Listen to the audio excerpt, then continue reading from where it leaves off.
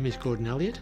I live in a little township called Millgrove, and for those of you who've never heard of the place, it's between a township of Yarra Junction and Warburton.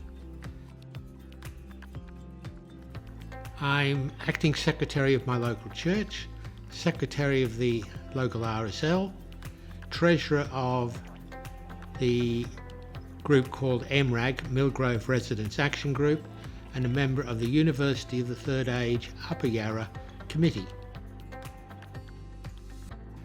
I was diagnosed with diabetes probably 30 years ago. I had a blood test. My initial reading was a 22. They said, come back in a couple of hours and there'll be a doctor here. My next reading was a 27.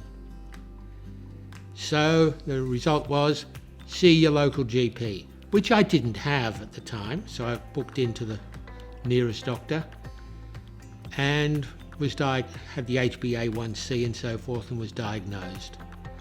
One of the first things he suggested was I join Diabetes Victoria. I'm not sure it was actually called that back then, but I did and got on the mailing list, got their magazines, which were helpful, talked to the diabetes educator and the diabetes nurse and took advantage of what they had available at the time. And that was the best part of 30 years ago. In a sense, getting the diagnosis was almost a relief. I knew something was wrong, and finally getting a name for it took away part of the fear factor.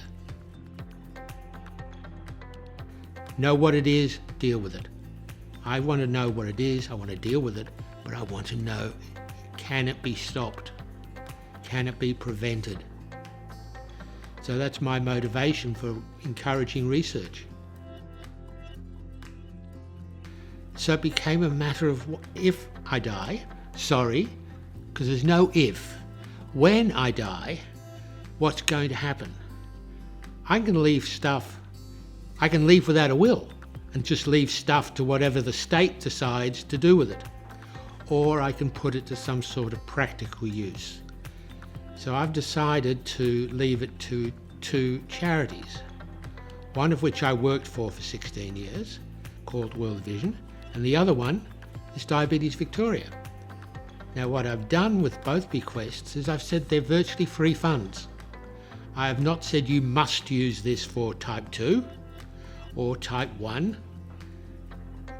I've said to Diabetes Victoria in the will, use it as you need it.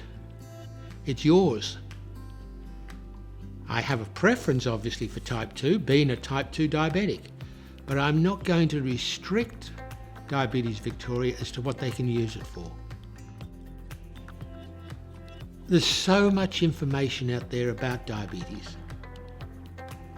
So much probably false information or out of date information. I said earlier that I took advantage of the diabetes nurse educators. An essential service. Get it first hand, get it accurate, get it up to date.